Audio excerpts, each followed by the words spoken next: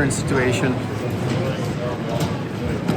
Going to the car rental, picking up my car, and traveling to Phoenix.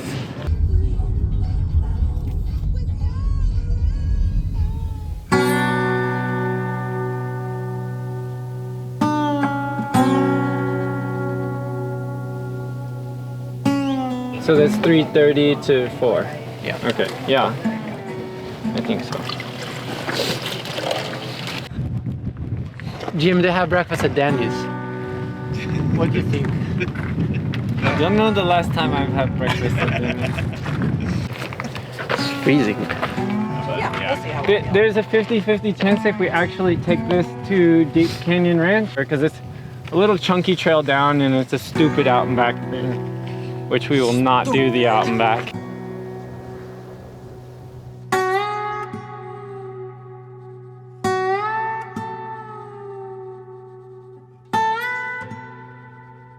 Francesco and I have gotten to exchange a lot of interactions together. I think our first racing was 2019, but Sierra Zanal, and then again at the Marathon Distance World Championships.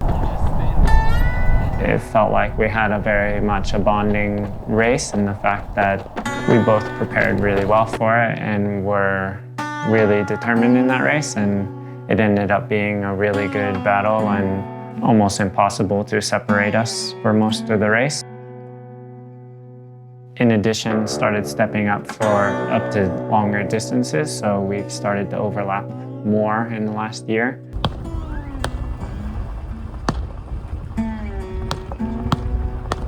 If you're worried, just try to tell them. But usually they shoot into a hill. Okay. It's very strange, but it's normal there. Okay. Unfortunately. Okay. Yeah. Okay.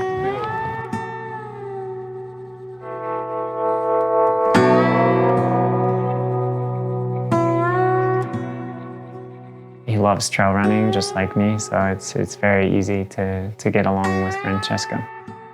To a degree, running is a language, and we speak this language very fluently, and you can get to know someone very well without speaking necessarily the same mother language, just through running and your experiences through that lens. Last 10, fastest 10. Do you want your hat?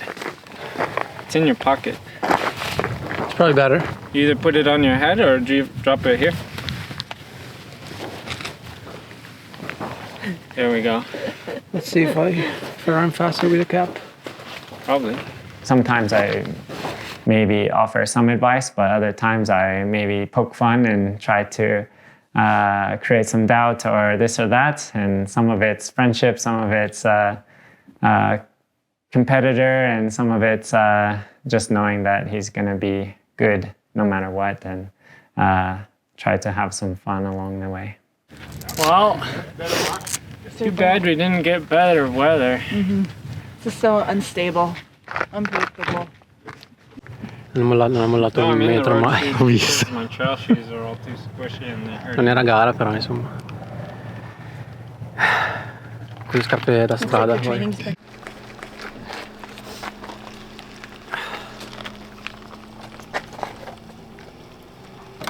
Jim, can I just put this back in your bag? I think in the Mirai after 50K you will always see something. That's what I'm hoping. Yeah, get it all inflamed. Yeah. 38,595 steps. Oh my gosh. How many steps you got? 44,000. God! Tiny steps. Yeah, baby steps. I've told Francesco that if you want to become, well, I don't know, famous influencer, whatever those people do, you should actually publish your distance in steps per day. Yeah, people will right. freak out because everybody's like, Probably one of the most fun parts of being a track runner for distance is in the fall, you're part of the cross-country team and you have a team to do things with and challenge each other. When I first started trail running and I came to Flagstaff, very quickly got together with a couple like-minded guys and had a bit of a training group. And since then, kind of things have ebbed and flowed with different people at different times, but I've always been attracted to finding motivated trail lovers that want to go train and push themselves. No, I think it looks. I think it will be perfect. That will expand, but not overextend the brand. We've curated a small group of tastemakers, including fashion journalists, Emily in Paris night. and content creators, to experience Muratori. There's definitely a connection, a bond, and we can say for sure a friendship that has created over the years, even if we haven't necessarily spent a lot of time together. But I think we've always been following each other and sometimes getting inspiration from each other, respecting each other for sure. At the same time, his training system is a little different, and for example, he can afford to run what for me would be a long run, like 3 hours as a recovery day. And unfortunately, I can't afford that because if I run 3 hours, I don't recover. And we just have slightly different skills. And I got a lot of inspiration from training with him and running with him. I don't feel out of place right now. I'm really grateful that he opened his house for me and just to be here with him.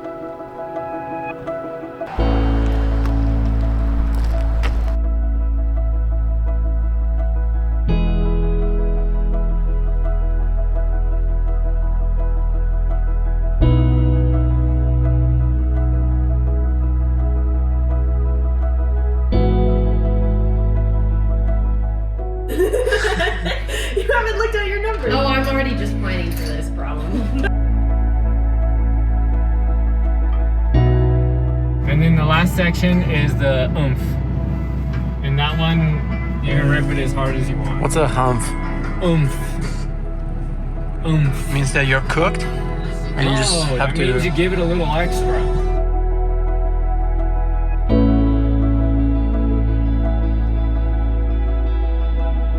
Jim woke up with a cooking madness today. You know what? I kind of miss it. Like all out.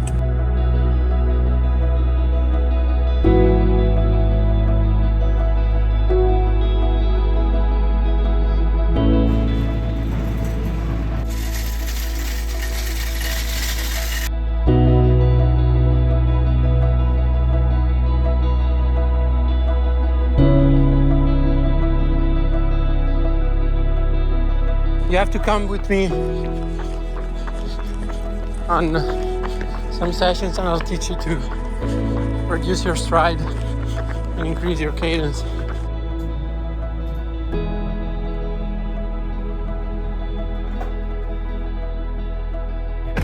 What are we doing today? We're going to North Sedona. Gonna do 3 passes. Gonna see how strong Francesco is. Easy day. These recovery days are my workout days.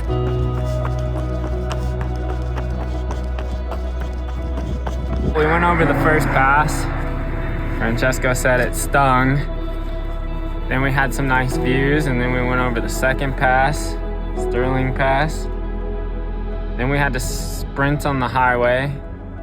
Then we did the third pass and descended over. We didn't twist any ankles at the end, so that was good. And we're so back. Chipotle madness. Jim and I on a date. Saluti. Salute. Salute. Best Chipotle of Arizona. I think so. It's pretty good. And the Topo Chico.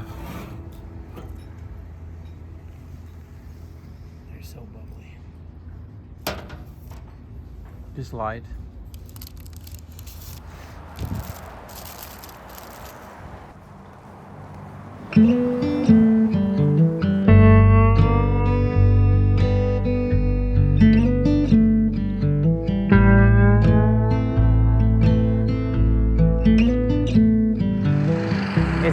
It's hard to describe what this place means for me, for my imagination and running culture, because I feel like it's really shaped the way I think and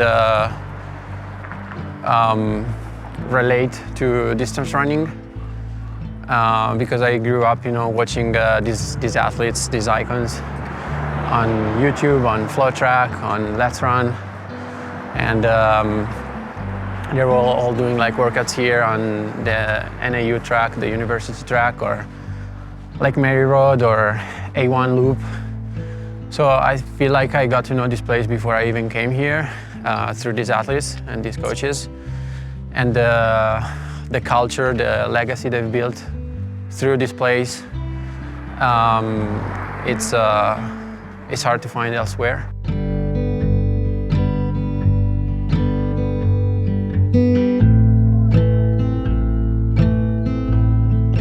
The environment is, it's been absolutely shaped by the Northern Arizona University, NAU, because historically it's a little bit like the Colorado University in Boulder. They've always had a really strong track and cross-country team, especially since one of their legendary coach, Mike Smith, started working with them. And from that group of people, so many, Olympians and world-class athletes have trained under his guidance. And even now, the other day I was just jogging on the trail and I ran into Nikki Hills, or when we did the 50K on Sunday on the Black Canyon Trail, we started with Molly Seidel, that is one of my all-time inspiration. Or yesterday I was doing this track workout on the NAU track, and I was thinking about Nico Young training there and going to college at NAU. To me, this is all very meaningful, and I don't know, it provides inspiration and a sense of purpose of why I'm here. And of course, not to mention the story of the Coconino Cowboys and Jim Walmsley. When Jim decided to move here, I think it was over 10 years ago. He grew up in Phoenix, Arizona, and then he spent some time in Colorado during college, and then Montana for his chapter with the Army. And then he decided to move to Flagstaff to pursue a career in professional distance running. And I think his presence here and the culture and the influence he had with the group of athletes that used to call themselves the Coconino Cowboys had a huge impact on the sport of ultra running at a time where things were still evolving very rapidly. The sport was very young.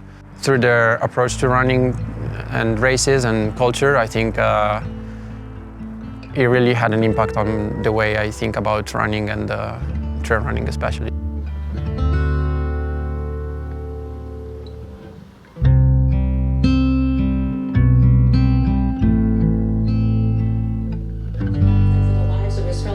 Around him, an agent fired defensive shots. Medics were on the scene immediately and attempted to deliver medical aid to the subject, but he was pronounced dead at the scene. The suspect also had 2 magazines with ammunition in them that held dozens of rounds. He also had no ID. This looks like a situation where an individual arrived at the scene to inflict maximum damage on individuals and to kill law enforcement. So we wanted to play that for you to see what she is saying and what the video shows. Now, of course, this incident has brought massive protests across the city of Minneapolis. Local police and state investigators say they were initially denied access to the scene even after getting a court order from a judge. They did get out. The main excuse why I'm here is, of course, Black Canyon and the Hoka Athlete Summit, which I did in Portland. It hasn't been easy because during this time of political and social issues, I've questioned my why to be here. Like, what am I even doing? And it's not easy for me to stay in this kind of contradiction where 2 opposite feelings coexist, because on one hand, I really want to be here. On the other hand, I would like to distance myself from what is going on in the US and more broadly around the world. Of course, referring to the violence, the wars, and all the issues we're facing. But eventually I decided to come anyway. And yeah, we're here.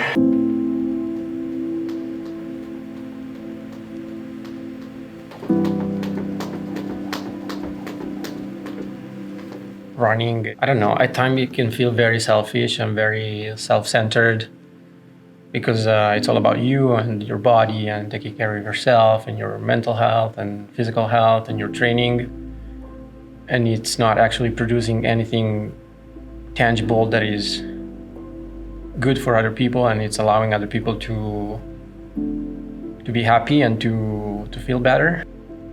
I don't know, I feel a sense of responsibility to do well what I can. And right now this is running and trying my best to become a better athlete. And luckily a lot of people have told me that this is also a way to have a positive impact in the world. I think if I only had running in my life, I wouldn't be as good as I am. Like I would have had less success as I've had. It's fair to say that I take some energy from that, even if it's not always positive energy. But it's just my way to stay in the world. So I don't want to force myself to be different. And as long as it works and as long as I have some kind of balance in my life, I think it's okay.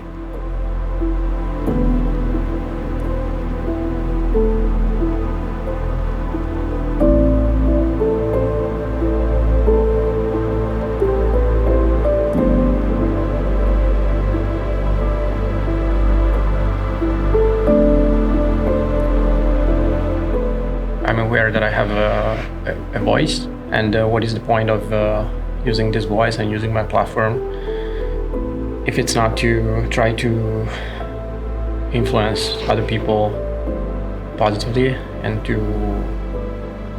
just try to make the world a better place.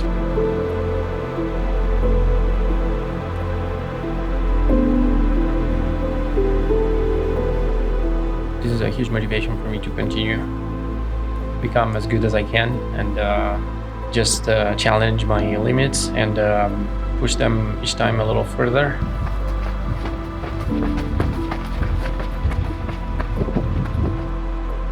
I don't think I'm any better than other people. Like, I think each individual carries its own personal experience. I just don't want to deny who I am.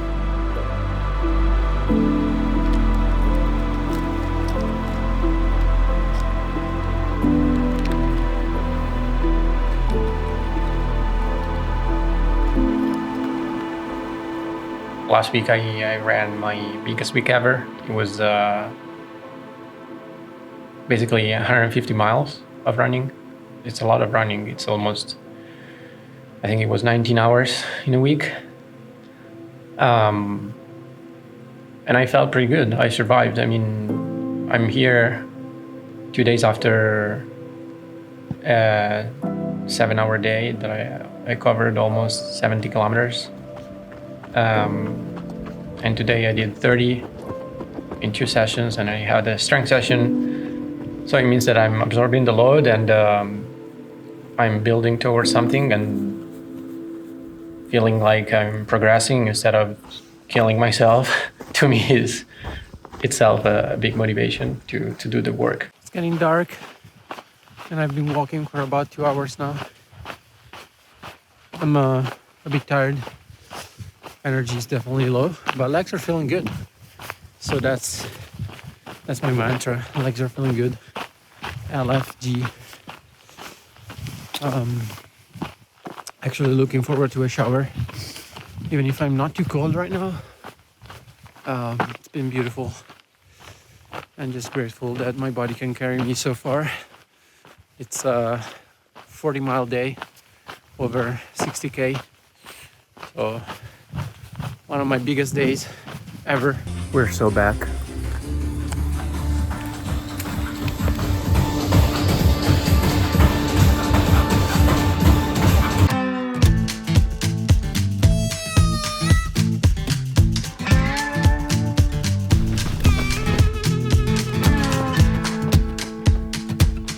We're so back.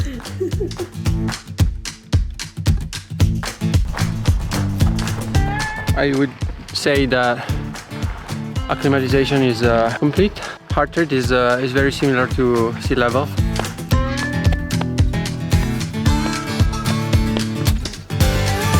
I absolutely love that I can walk down the aisles with the shorts from my sessions. And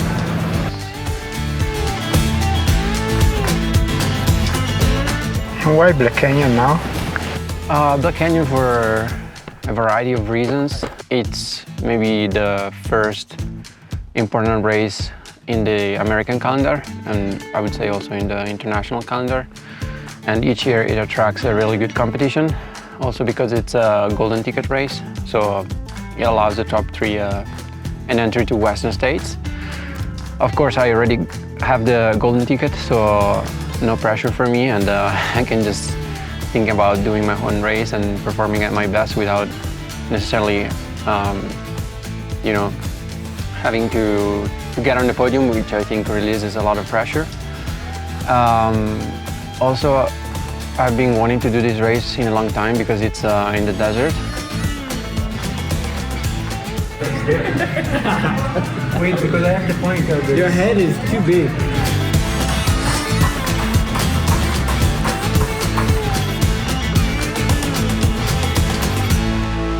So for everyday training, it depends on the session of the day, obviously.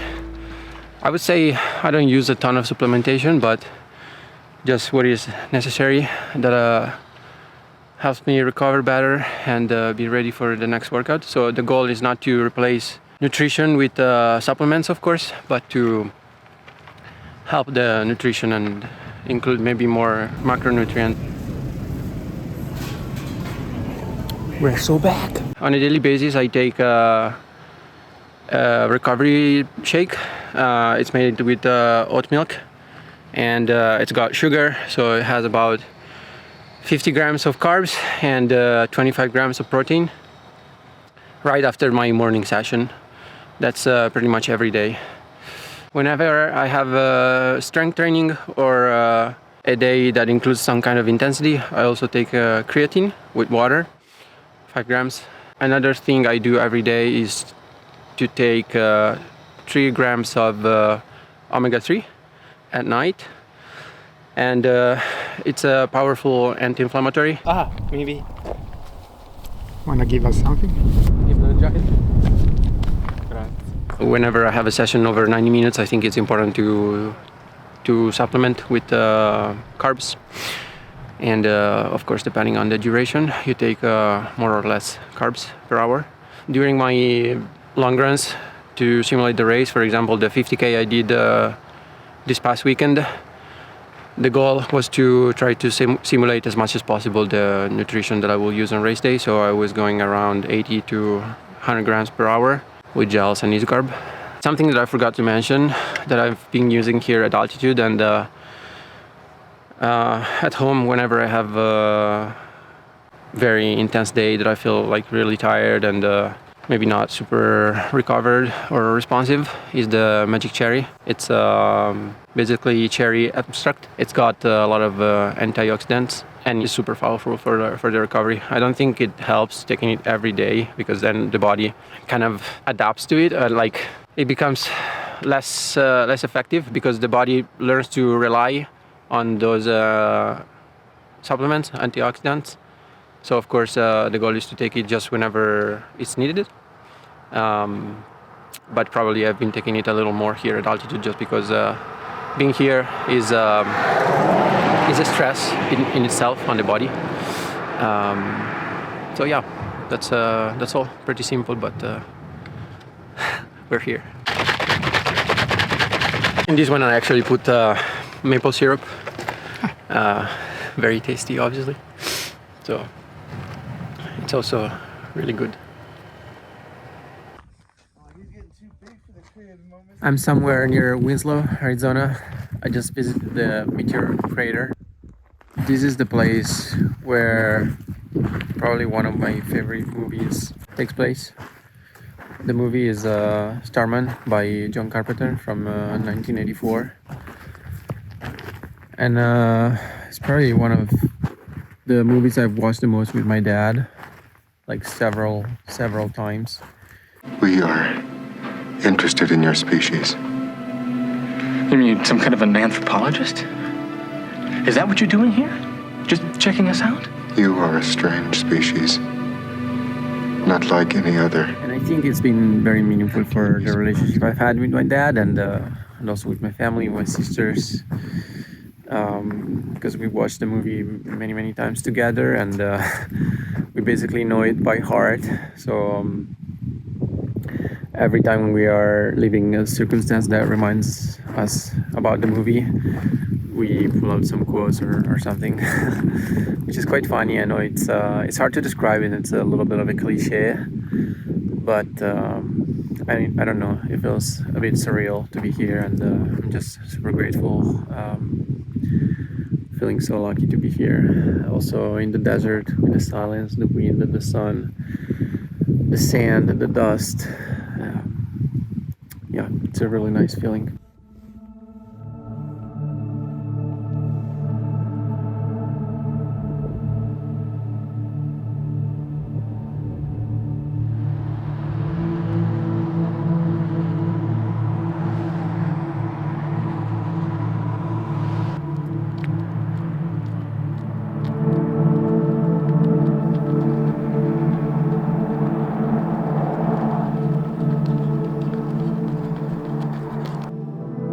Mi mando un aggiornamento da qui e sono un po' preoccupato onestamente perché sapete quel fastidio che avevo già quando abbiamo fatto gli sprint in salita alla Chevron Hill e poi anche che avevo sentito i giorni successivi. Ecco, ci sono stati dei giorni di miglioramento, ma non so come mai negli ultimi 2 giorni si è molto recrudizzato. La fiducia che le cose possano andare bene nella gara si sta rapidamente deteriorando purtroppo, e io ho cercato di gestirla al meglio possibile, e chiaramente se questa è la situazione è perché sono stati fatti dei piccoli errori. Non c'è nulla che mi garantisce che io possa arrivare in fondo ad una gara di 100 km correndo forte, insomma. Chiaramente ci sono anche tante aspettative di varie persone, anche per il fatto che il blocco di allenamenti che mi ha portato fin qui è andato sicuramente bene, a parte questo inconveniente. Niente, dai, volevo solo aggiornarvi su questo e poi vediamo come va sabato. Ci sentiamo, ciao.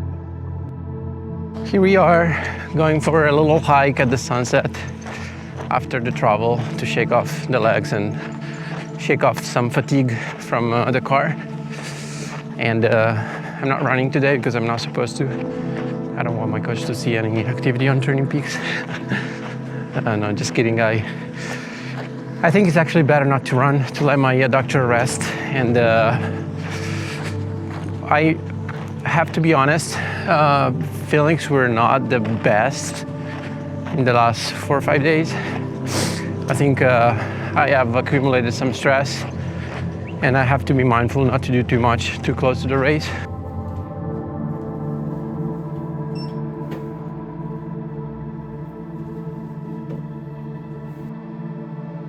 It sucks. It definitely sucks. Also to be here all alone in my Airbnb and kind of being stuck in my own thoughts and emotions and not really being able to talk to many other people. I've been in touch with Rita, of course, and with my coach and my physio, but only through the phone. And Yeah, I feel a little bit lonely. I'm looking forward to Jim and Jess and Leo coming tomorrow. They will crew me at the race, and strangely it's windy and cold.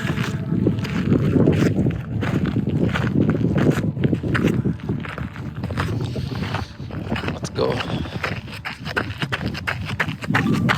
It felt way too empty for 4 days alone. There's an echo. Were you here for 4 days? Yes. They need to put a rug on the wall. They need to do something. Because it's too loud. I have a wall like that in my house, except the drywall is terrible.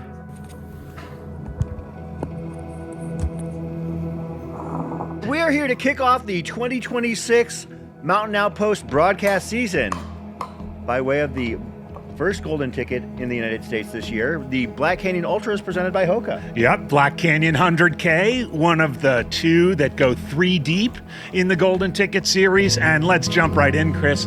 We have, and I know we say this a lot, arguably the deepest, most competitive field in North American ultra running history. What?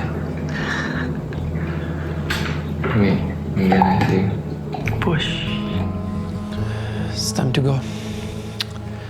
I just had breakfast. It's 5 a.m. Saturday, February 14th. And here we are. With the good and the bad. I'm grateful to be here, and I'll see what I can do today. Trying to take a calculated risk and not get myself injured. I will put my health and physical integrity first. Goal is not to necessarily finish the race, but to try my best and see how it goes. The build-up hasn't been perfect, but it's something I'm proud of, and I'm keeping a little hope because yesterday was actually better than 2 and 3 days ago, so I'm holding on to this little confidence that I've been trying to build for myself. Here he goes, boys. What are the buffalo chips? The buffalo chips is a cowboy bar, and they ride freaking bulls. Okay. You could ride a bull in there. After 100K? Yeah. Perfect. It's a flat 100K. Yes, sure. We've got Francesco Pupi here. I mean, you've got to imagine he's a favorite. We were kind of handicapping the idea of how much of Francesco has to be present physically in order for him to be on the podium here. Is it 95%, 90%? I mean, he kind of led out with some detail that he might be battling something. He's got a crew member by the name of Jim Walmsley that is not going to waste his time. Right. So, you know, I'm kind of heading my mind towards Francesco in it to win it. 5, 4, 3, 2, let's go. They're off, Chris. Here we go. Another year of Black Canyon 100K. And that does look like Francesco leading the group out. I think on both sides, it's going to be a tactical race. You know, you've got a first 19 and a half miles to Bumblebee, predominantly downhill, very smooth, although there are some tricky sections. The lead pack is stretched out just a little bit and descending into this little creek bottom here. Great shot. We're about 23 minutes into the 2026 Black Canyon 100K. Francesco Pupi came through in about 49 minutes, but he was very bloody. He took a big fall at some point between the start and now. His knees were bloody. His shoulder was bloody. He was not moving his left arm. He did not look very happy. Yep, and again, as back up at Antelope, we had Abby Hall, Ann Flower, Molly Seidel. I have not seen Francesco Pupi. They've been going through real fast, but have not seen him. Here we are. Recovery. Every good and bad experience needs to finish at Chipotle. This time with the dislocated shoulder that already popped back in, it looks like. It sucks that for such a stupid thing you are not able to get the result that you hoped for and that you worked so hard for, but that's the reality of sport, so we'll continue. And yeah, I cried a lot, but it's okay. Ciao. There are many more reasons to be here other than just the race and the result and the finish line, the podium, the prizes, the recognition, the validation, whatever. And those reasons don't get cancelled, so... Broccolini or broccoli? Yeah, I want to give space to these reasons, and I'll probably be a little sad for maybe a couple of days, but then it will be time to pick myself up and move on. Now we're gonna get some Mexican food because food is good, and being in Arizona with Jim and Jess and Leo is still pretty awesome.